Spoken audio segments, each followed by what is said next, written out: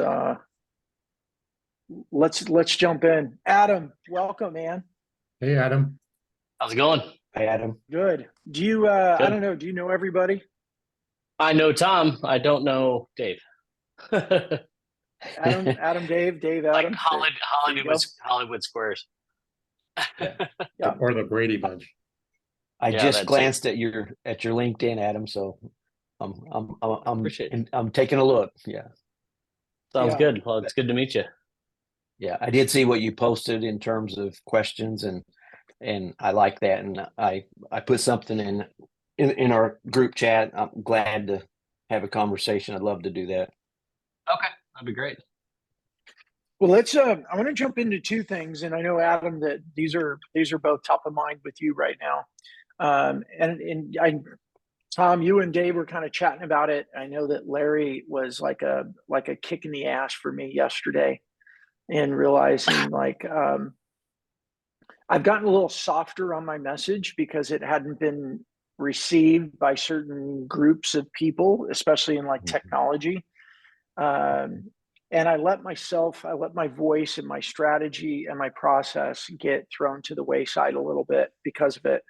And so I want to bring it up with you guys. I think, Adam, what you're looking at is twofold with that question. Like, how do you actually sell from a YBR, from a yellow brick road, once you get there? And I think we got to break it down into the two pieces. And the two pieces are, what do we do to get people into the revenue zone? And then once they're in the revenue zone, what do we do to start helping them move into the top right corner, where they have high demand and high trust? And I want to start by telling the story. I was telling Tom this earlier today. When I launched By Design Publishing, and this is back in 2002, I had partnered with a coach in the real estate space who was going to represent By Design in the realtor market. She was a coach, she had this big network and all this. And about 4 weeks out before the big National Association of Realtors show, I'm calling her and I'm like, hey, do you have your booth space? What, blah, blah, blah. Should I want to come? Maybe I'll come for a day. And I just got like, well, I don't know if we have our booth yet. I'm waiting to hear. And I went, all right. I took my success in my own hands and stopped relying on her. And 4 weeks out, I went online and I found a company and I bought a booth. I called NAR, National Association of Realtors, and I found a 10 by 10 booth space, which I had no budget for. And I was in a real crappy location, but I had a booth and I had a space. And I'm like, okay, well, I'm just going to go and represent myself because this was the biggest event of the year. And if I didn't get there, it was going to be another year. And I was tired of waiting on someone else. And so, long story, I will spare you all the details, but there was like thing after thing after thing. I mean, the night before the show, I'm working with my designer. Now, this is back in 2002. So like sending files and things like that was a lot more difficult when you're on dial-ups. I'm in New Orleans and my designer's in California, and I didn't even have my first magazine done yet. Like, I still had things in the layout that were like picture goes here instead of the picture. And I didn't have a printed copy.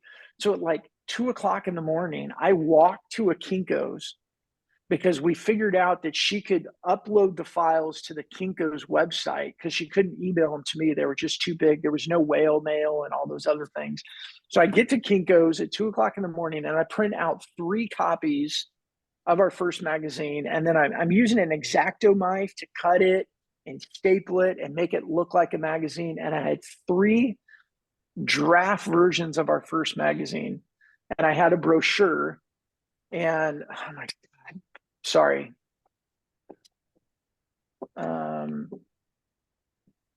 Butch says he's on the Zoom and waiting on us. I don't know. Maybe I had multiple Zoom links going. We'll have to figure that out. So anyway, So I go into the booth the next day, and my booth strategy, because I'm thinking, okay, what am I going to do to stand out? I'm in a crappy location. Nobody knows that I exist. I'm in a 10 by 10 and all these big, huge, how am I going to stand out? And what I decided to do was give away water, because water is expensive, right? And I could bribe people with, hey, I'll give you a bottle of water. And so I bought labels that went around the water that had our company name and logo and everything on what we did, and put them around these water bottles. And I had like 15 cases of water shipped to me in New Orleans. And the morning, I'm all excited. I'm walking in, I got my booth stuff, and I got like a pull cart. I'm pulling in all these cases of water, and I get stopped by security. And they're like, you can't bring that in here. And I said, well, why not? Like, well, you can't give away water in your booth because we rely on them to buy water from the concession stands. I was like, crap. I'm like, oh, okay, no problem. Turn around and I go and I actually find somebody. And I'm like, hey, could you stand here for a second with my water and all that? I'll give you a water bottle or whatever. And so I took my booth in and I scouted out and I saw all the different entrances that I could come. And I went out and I grabbed one case at a time. And I'd walk in and they'd look, I go, oh, it's just water for our booth for my team. And I did that 15 times. And I got the water in there, and it was the best thing for me, because I'm sitting there and be like, hey, you want a water bottle? You want some water? And they're like, oh yeah. And I go, okay, it's going to cost you. And I'm like, it's going to cost you like 60 seconds to listen to my pitch and tell me if it's any good. And I'm, well, you know what, here, I'll give you water ahead of time. And I give people water and I do my pitch. And I left that show with 50 signed contracts, which was equivalent to about $30-some thousand in revenue on an annualized basis. I was like, oh my gosh, I got this, right? Here's a point, and here's why I tell that story. I did what I had to do to be successful. I did what I had to do to get in front of people and create conversations. I broke the rules a little bit, yes, but I did what I had to do to create conversations. And those conversations created opportunities. Those opportunities were the first sales thing that I did that resulted in an $18 million company 5 years later. My motivation and encouragement to you guys right now is you got to figure out what's going to move the needle. You got to get out of your comfort zone in order to create those conversations. And I believe the first step of it, and Adam and I were talking about it this morning, and this was Larry giving me a little bit of a kick in the butt yesterday. We got to get deeper into what motivates us. What's our why? Right? And it's so easy for us to go, oh yeah, well, I like to help sales teams be better at selling. Like, that's cute. Sorry, Adam, don't need to pick on you. I also pick on me, right? Mm-hmm. It's cute, but it doesn't capture attention. Good. Right? It doesn't get people stopping in their tracks and going, I want to listen to this guy. Right? My story, my why, and my personal mission statement since 1998 has been, I build companies to do two things. I want to help sales leaders and business owners take stress off their plate and make more money so that they could be better spouses and parents and not bring all the stress and chaos into their households like I had growing up with an alcoholic dad. The other reason I build companies is I want to build companies where my team members, where I can help them discover their sweet spot and become a better version of themselves and live full instead of empty like so many people do. When I act from that place, I'm full and I'm attractive. People are attracted to people who are full. And if we're not selling from our depth of our why and what really moves us, we're just playing around and people know it and they're not interested. So when we try to play, sounds like selling from the heart. Right, exactly. Or the term I like to use is sweet spot, right? The sweet spot for me is we got to understand what drives and motivates us, who we love to serve. It's really about the 80-20 rule, right? It's about Pareto's law. If 80% of the time we are doing energy gaining activities, we're full of energy. 80% or more. I mean, you can be more than that, even better. But I mean, reality, we've got to do activities that we don't love to do. And those activities can, be energy drainers versus energy gainers. But if we're living in a world where 80% of it is energy gaining, we're full, and full things pour out. Full things are attractive, and people are attracted to that, and they want to know, even if they can't pinpoint it, they want to know what's about us, right? What makes you different? And that's the attraction that we have. So my first step with this, guys, I think there's 3 steps to this. Number 1 is you got to figure out the depths of your why, your message, and how you say it a lot. But it's got to come from that genuine place of, this is what floats my boat. This is what gets me excited. This is what gets me up in the morning and go, yes, I can do this. Because if you're not there, all the content that we create, the tips, the tricks, the strategies, do I have a hook in my first 2 lines? Do I have a call to action? Am I using the right hashtags? Am I posting at the right time? All of that falls second fiddle, because there's so much noise out there. And with AI, there's going to be even more content. And so it's even more reason for us that we've got to be very, very strong in what we do and why we do it, and have that emotion behind it, because the emotion is what people resonate with. If we don't connect with their emotion, we're just another voice. We've got to connect with their emotion. So I'm going to take a break in a second, but we got 3 things. We've got to know, we've got to get our who we are, our why, and build our message all the way around that. And our message has got to be, why should someone care? Right? And why do I do this? If we're really not looking at every piece of content that we produce and going, why should somebody care to read this?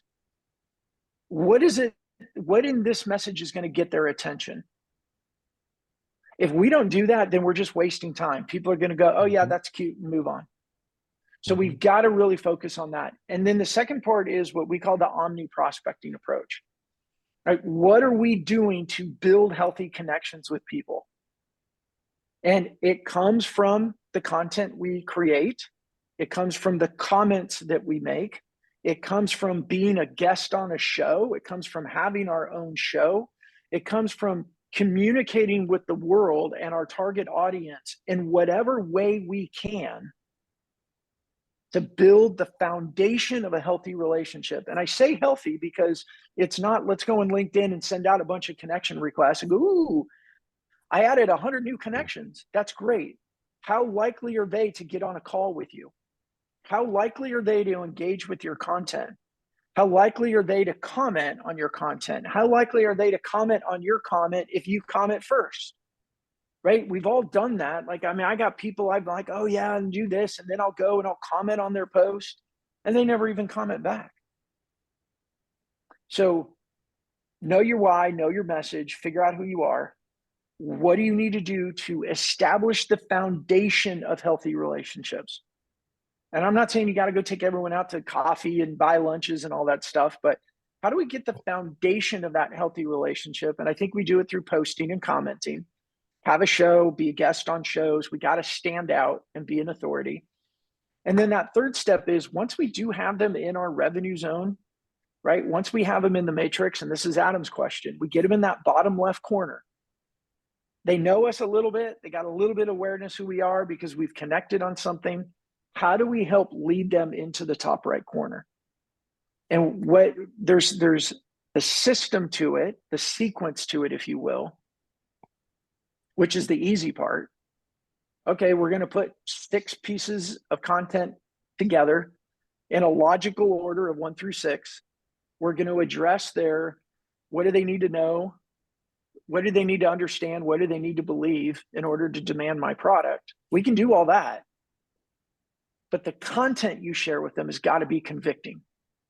the power of that content, the way that you message it, your whole persona of who you are online and your personal brand. Remember, Jeff Bezos says your personal brand, and who cares if it's Jeff Bezos, quite honestly, but the personal brand is how people think about you when you're not in the room. If they think about us as just another Me Too, it's going to be really, really difficult to get those conversations. But if we stand out because we're sharing from the heart, we're sharing with passion, we have stories to tell that are genuine stories of why we do the things we do and what moves us. Stories sell, and stories are what people remember. And when they remember us, we stand out from all the noise. But we got to be consistent, and we got to be focused on that why and what our story is. So the three things, guys: the why, the omni prospecting to build a foundation of a healthy connection. And then from there, the revenue zone matrix is putting in a sequence of, 4, 5, 6, 7, 8, maybe. What are the small bite-sized pieces of content that we can share with them over time? Because we know at any given time, only 3% of our ideal customers are in market, which means we got to help them with their research journey. I saw a number that came out today. I haven't done the research yet to see if it's accurate, but I saw someone posted now. It's now 82% is the amount of research buyers do before they want to talk to a salesperson. 82% of the way down their research journey before they want to have the sales call. So if we're constantly asking people for a sales call, that means 97% of the people we're trying to talk to have no interest in having that conversation with us. So to be successful, change the conversation. Change the conversation into one that they want to have. And the ones that they want to have is about them. But they got to want to have that conversation with you. So we have to create our persona so they want to speak with us. We've got to stand out, and we've got to bring something to the table that they go, my gosh, I have got to talk to Tom today. And we're just not doing that. We've been playing nice. I mean, I'm saying this for me. And when I say we, I'm going to throw all you in the bucket as well. We've just been playing so nice and cute and sweet, and we don't want to offend anybody. I think we need to be offensive, not in a negative, go F yourself type of way. But I think we need to be offensive to the point that we're just bold in our conviction. All right, I'm going to take a time out and wait for feedback because I just jumped on my soapbox and went at it for a while. Well done. Well done. I love it. I love it. Larry and I had we had this conversation a week ago, one-on-one. I mean, everything you said is spot on, and to your point, and he was challenging me to figure out my why as well, and I did a lot of thinking on that, and I've gotten my why is real simple. Is that, I mean, where I can come from here is that I know from a lot of pain year after year after year as a sales manager just how hard it is to increase revenue year after year after year, and to teach salespeople how to do it. I know what that's like. Mm-hmm. And I've been incorporating that in my messaging, and I hadn't been. Right. I hadn't been, and I've got a couple of responses that way. Like you say, just being more bold in my communication. Bold just looks like saying exactly what's on my mind without filters, pretty much. I mean, not being rude or anything, but I've sent some messages recently to some CEOs that I know they've opened my emails, but I hadn't got response back. And I've sent some pretty bold messages, and I've got some returns. Yeah. And I've had some on the phone that's I called them when they wasn't expecting, and they picked up at the end of the day, and they're, well, not right now. And I said, I get that you're busy, but what about hitting the sales revenue target next year. Are you 100% confident that that's going to happen? If you're not, we need to Mhm. talk, Yeah. or Dave, let's let me keep, work let's, with one of your VPs. yeah, tell me a little bit more, because do you mind me using Go ahead. leveraging or using a little bit of what you just said? Um, No, so go ahead. you said your why is you've been on the other side, you've been a sales leader. Yeah, Okay. Why? Let's go deeper. What does that mean? Why is that important? that's Why do you important care because about that? I care about that because twofold. One, I know what it's like to be a sales leader and not how do I say it? Not have uh the answers, if you will. I know what it's like to keep increasing revenue year after year, and it Mhm. gets harder and harder and harder. I know what it's like to work for someone that's not a salesperson and doesn't get it. Mhm. So So the let me tell you why this. is, Let me ask this. How did that make you feel? Give me a you had a sales leader, you worked for somebody who wasn't a sales person. They didn't understand what you yeah, I were mean, going through. yeah, he just didn't get it. He just Okay. didn't get it. And I experienced not being able to, my hands were tied. My hands were tied in terms of bringing in new ideas and new concepts and being progressive, if you will, Hmm. with how sales has changed. And my hands were tied as to what I could do with my salespeople. And what happened? Well, and what happened eventually was I brought new things to the table regardless. I ignored that. And as a result, I developed better and better relationships with my salespeople. Uh, and their sales continued to go up. But the owner just wasn't having it. And he changed the whole model and let me go. I got Hmm. fired. Okay. That's what happened. That's the truth. Okay. Yeah. Yeah, and I'm trying to figure out I want you to go deeper with the why. Like, I'll be honest with you, where I struggle is you got your salespeople doing better, and the sales were increasing, but Mhm. then the owner still came in and changed the model back to something that was ineffective. That doesn't make sense. It doesn't make sense at all. that Okay. that that's the frustrating part of it. I mean, part of my mission statement is to lead up by example, is to lead up. And Mm. apparently I was trying to do that with my boss at the time. Mm. Larry was coaching me on that, and Yeah. it wasn't working. But yeah, it makes no sense at all. Yeah. But all those salespeople, he just changed the model. I had no control of that. I mean, Yeah. it's his company went to a customer service model, and all my sales team now is gone.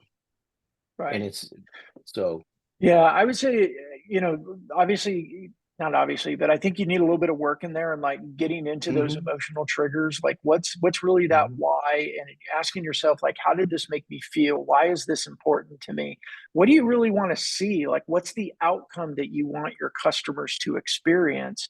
And why is that important to you? And I would say until you get that figured out, mhm. um, all your other activities are going to be anemic, Yep, right? I it's think for exactly all of what us, yeah, yeah. it's Any what exactly what other? Larry and I talked about. Yeah, Dave, I want to, or anyone else. What do you guys? How do you respond to what Dave's been sharing? I think I You mean, know, I'll just give my 2 cents on it is, Dave, I think you're getting there, right? I think there's two key things, and Brandon, you touched on these as you went through your soapbox, right? One is if you're going to move people to that revenue zone, you have to keep their attention and you have to add value, right? Those are the two things. And both of those are, neither of those are easy to do. And I think what you just described, and Brandon, when you really have been pushing on the why, those are things, the why part is what's going to keep somebody's attention. They're going to keep them talking to you. They're going to keep them interested in you. all of that. So you have an opportunity then to provide value, right? All of us feel like if we get a prospect on the phone or a meeting or whatever, we can provide value in what we're selling or what we're doing. Most of us have confidence in the value that we can provide. Mm-hmm. We're not able to get their attention. We're not able to keep their interest. And if we do get one phone call, we get ghosted after that. We get, politely brushed off, right? Which doesn't do any good either. In fact, it's kind of a head fake. It's a false alarm. So I listened to what Dave's saying, and I listened to what Brandon, you just went through, right? Yes, it's more fulfilling personally, but from a just a strategy perspective, you, by having your why and having that passion and understanding, you have the opportunity to grab attention and keep interest, because you are going to have to keep interest generally over one phone call. So I think you're on the right track, but I think we have to constantly be evaluating. Brandon, we were talking about KPIs this morning, right? An important KPI would be how many people are willing to have a second conversation with you, or even a second email or a third email, because you're able to keep their attention and their interest, and they don't just ghost you after one call or brush you off with, well, that's something we're going to deal with next year. I'll keep you in mind, which is basically a brush off. The polite no. Right. Mhm. Right. Yeah. Adam, what were you going to say? Yeah, I just kind of listened to you, Dave. I think Brandon was trying to get you to go a little bit deeper into like you're just kind of floating on the surface, right? And I think the conversation that Brandon and I had this morning, you got to get below what you perceive other people are going to perceive, right? You got to take yourself out of that.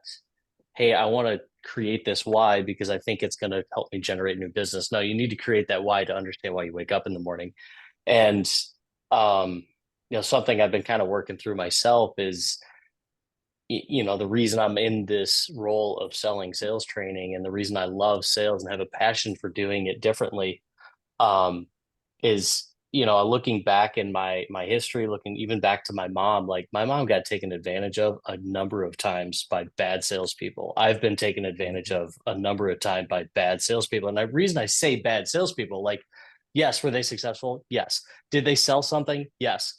Success is different, but the problem is they were selling products that they probably truly didn't believe in, right? Like, for example, I bought a 2005 BMW X3, $5,000. I paid cash for it. Like, look, I was trying to get out of debt. I sold my wife's car, bought my wife this BMW. 3 weeks later, I had to replace the oil pump. 2 months later, I had to replace the front drive shaft. 6 months later, I had to replace the rear drive shaft. Like, this guy that sold me this car knew that it was a piece of shit. Right. And so it's like, how do you get out of that mindset? Like, my why around that is like, there's some really shady salespeople out there. And if they don't believe in the product that they're selling and believe that it's truly going to help, they shouldn't be selling. So I don't know. That's just kind of something, like I said, I'm working through a little bit and getting a little bit deeper into understanding, again, why do you wake up and log in every day? So yeah. I don't know if that helps or not.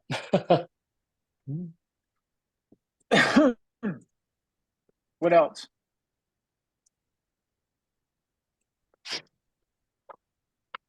How do you Brandon, how do you channel your why into your communications? Mm-hmm. Yeah, so that's a good question. And Yunki, I wanted to address, welcome as your first time being on with us live. Yunki and I had a conversation last week, I believe, or earlier. I don't know, man, my days, earlier this week. And he's based out of Northern California, and he's a financial planner. And he came referred to us from Jonathan Long. I think some of you guys know Jonathan. So I just gave you a little summary of what we were talking about today in the chat, so you can catch up. Look, I think your question is how do you do that? I think that when you get deep enough to your why, and then you look at the strategy of how do I communicate this in ways that people are going to care. And I believe that comes through stories. At the beginning of this, when I told you this, I don't know what that was. Way to go, Tom. That was my fault. Sorry, Brandon. When I got lost track. Oh, when you know your why, then I think you've got to go into, and one of the things that's changed for me a lot in the last 6 months is just writing down stories all the time. I've got a story journal now. And I wish I could say I was consistent with it every day. You know, like the book I read was like, take 5 minutes every night and write down a story, either a story that happened that day or a story that you remember, and write them down, because we need stories. And, you know, then when we sit in the morning, we go, okay, I got to write a post, and we go, what should I say?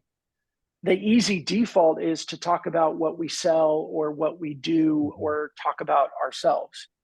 And quite honestly, nobody gives a crap, right? But when we have this library of stories accessible, you can then start looking at, I do two things now.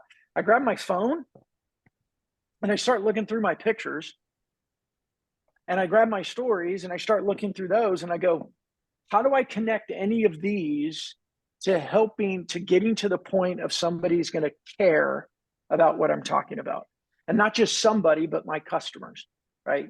So that's really where I start to get there. And that's why, you know, I'll ask this question at the beginning when I was telling the story about launching my first trade show for By Design. Were you interested? Right? What did you get out of that? Did I have your attention? Right? If I had, and I know I can do this, I can get on my soapbox and be really, but after a while, even that gets old, because it's just constantly at the same level. But when we tell stories, we start taking them on a journey, and we start taking them on their own journey from our story. And we're tapping into emotions and serotonins and dopamines that we have to, like, that has impact, that has depth to it. So we got to figure out our why, and then we got to start communicating with our stories better. I think Yeah. Just to kind of piggyback off of that, I recently reread Building a Story Brand by Donald Miller. Which, if you haven't read that book, go get it now. But the whole idea is that, you know, too often we try to portray ourselves as the hero in our stories, right, to our customers.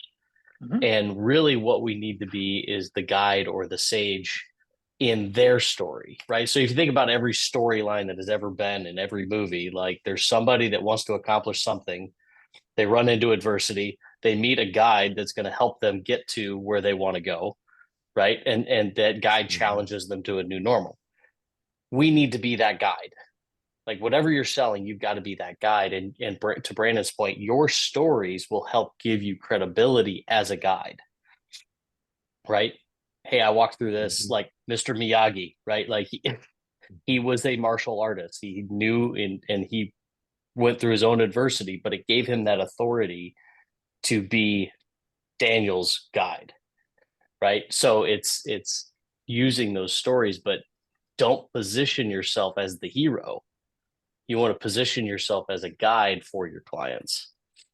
So yeah, and I can tell you guys from my experience, in my younger days, in my arrogance, after, I mean, I'll tell you this, I think my early success actually hurt me in the middle of my career, for two things. Number one is I was arrogant. I thought, oh, I got this down. I'm just going to show up and put something together and make money. But the other thing is that, and it was probably more because of my arrogance, is that the stories I told were all my success stories. And I couldn't figure out for a long time why people weren't going, oh my gosh, I want to learn more from you. Well, success stories are hard for people to resonate with. Yeah. right? And for years, I trained my kid. We trained our kids this way, is that, you know, you can't compare your true inner self with other people's projected self. Like the way people present themselves is fabricated, right? But what we tend to do is we compare our real self, like who we are, what we think, all our insecurities and all the things that we struggle with somebody's projected self. And this is, we were telling our kids this before social media. And with social media, we're like, oh my gosh, you gotta help them realize that what people are posting is bullshit. It's the highlight reel.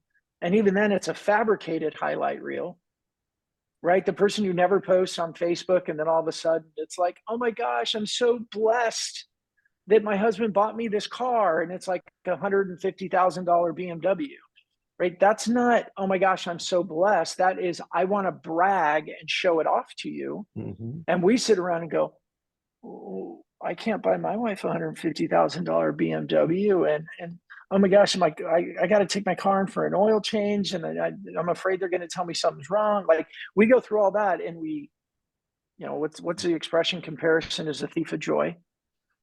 Right. Brene Brown. Yeah. I'll challenge that. Envy is the thief of joy. Yeah. Yeah, for sure. And unfortunately, too many of us are not mature enough to be able to compare and not go to envy.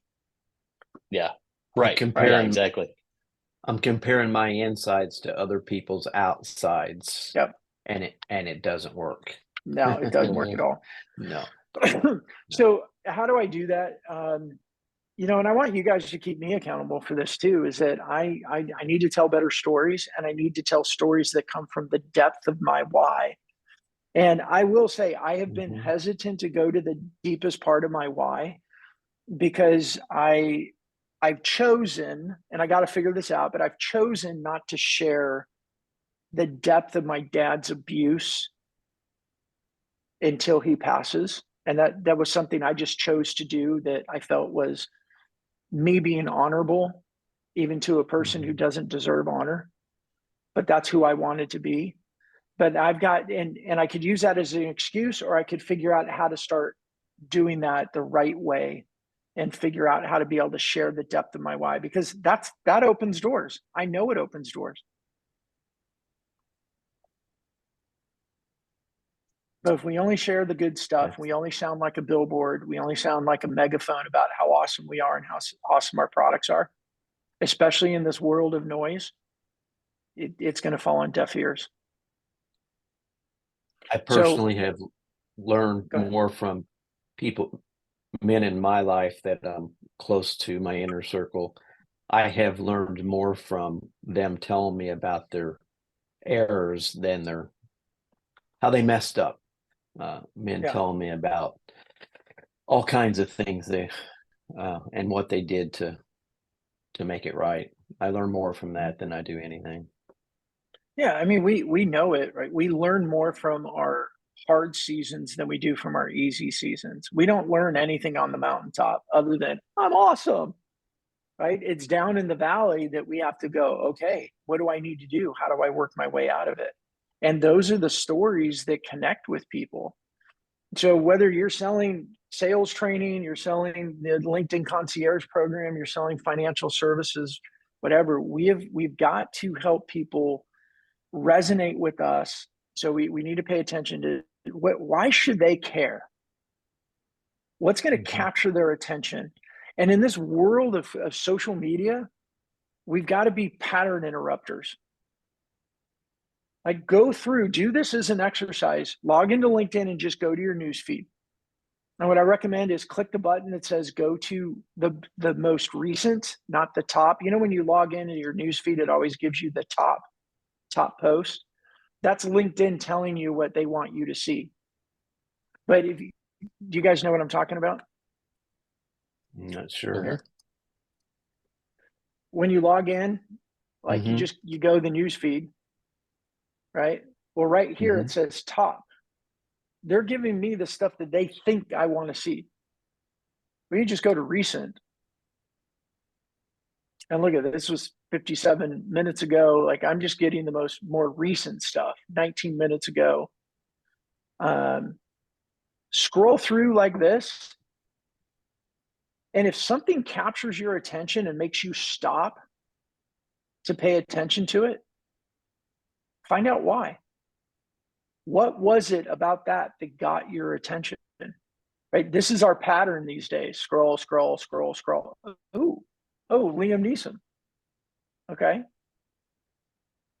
What does it? And this is why I put in the thing the other day, in our chat the other day, is about our hooks.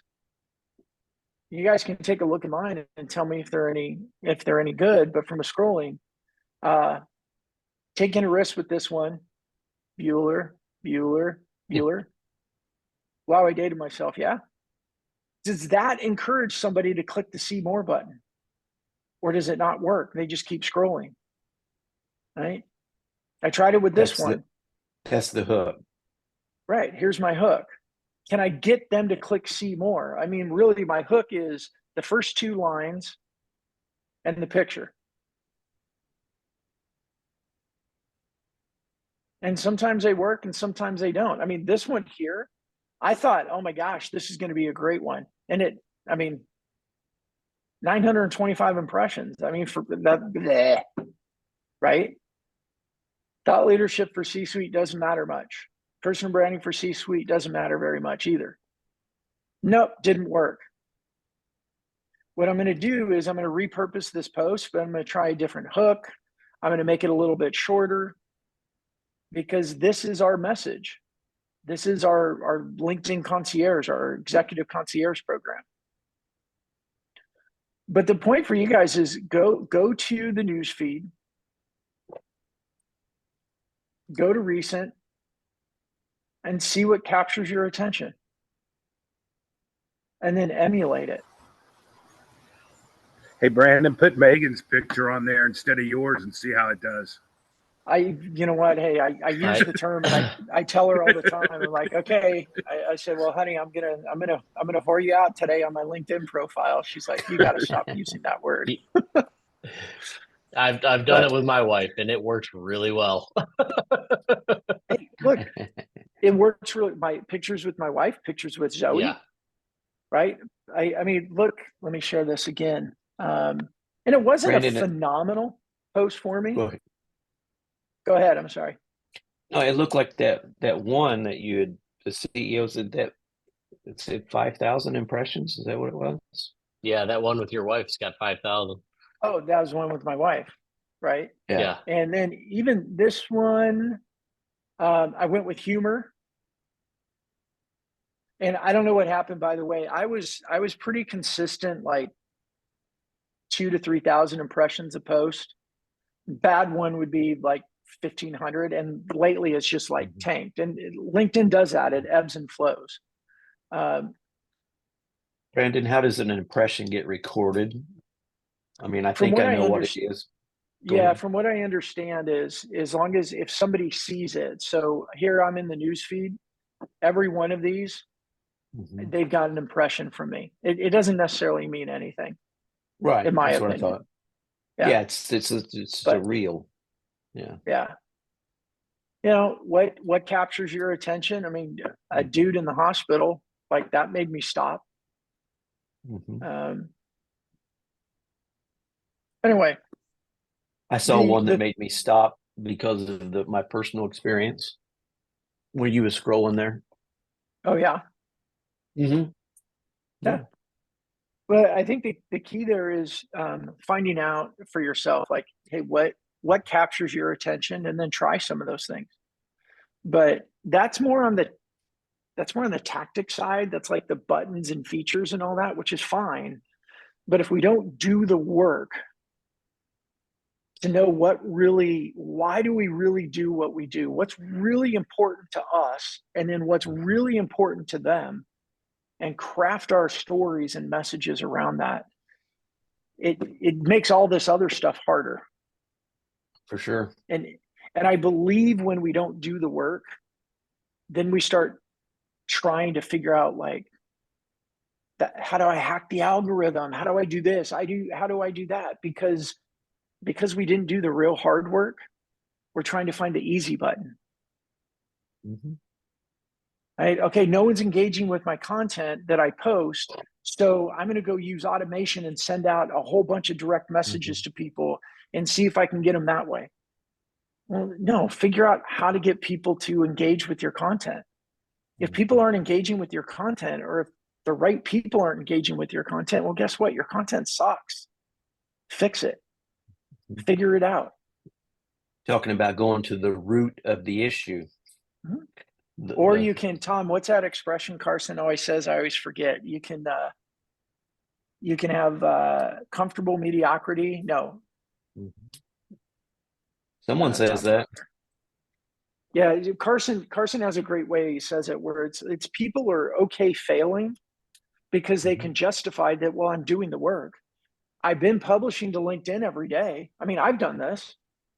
I don't understand what the heck. I've been publishing to every day. Well, you can bitch and complain that you're publishing every day and nobody cares, or you can figure out why nobody cares and fix it. Brandon, do you think a lot of people, I mean, that goes to as well, what else am I doing to touch people? I mean, like Larry said, I mean, LinkedIn's just a part of it. I Mhm. mean, there has to be multiple ways to touch. I know I'm doing everything I can think of to try to touch them in different ways. Yeah. With the sequencing. I mean, a connection to a Yeah. connection request, a personal card, an email, a phone call. I don't care if it's voicemail. Leave the voicemail. I found out who the executive assistants are to the CEO and try to go in that way. Mhm. So Dave, you're all tactics right now. Everything you said was tactics. And there's nothing wrong Yeah. with it, but until your message is strong, those tactics Right. are going to be weak. That's right. Right. And how do we do that? And that's why we've learned, and I'm a big fan of show style content, because there's a lot of advantages to it. It's video, which is a rich medium. If you're a host, you have credibility because you host a show, as long as you've done it a lot. Like, you turn on a show, people go, oh yeah, I've seen a lot of people start shows. But for us, it wasn't until we got into like our 40 plus episodes that Anthony Areno chose to come on the show. And then Mike Weinberg has chose to come on the show. For our 50th, we had Daniel Disney on the show.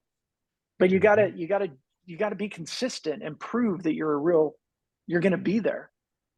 So I like show style because either you're a guest on a show and there's implied credibility because you were asked to be a guest on a show, and people listen longer. I mean, we did this project with a Microsoft partner. We developed almost $21 million in qualified pipeline for them, and we use show style video to strategically position them as experts in their field without just sitting there being a talking head going, hey, I'm awesome. We're like, hey, we brought you on the show and you're here and you're awesome and tell us about this. And what we discovered with that is, for their campaign, we had over 300,000 minutes of viewed content in a 2.5 week period. And 6.06% of the people that started to watch a video watched 100% of the videos. And they were average 5 minutes long.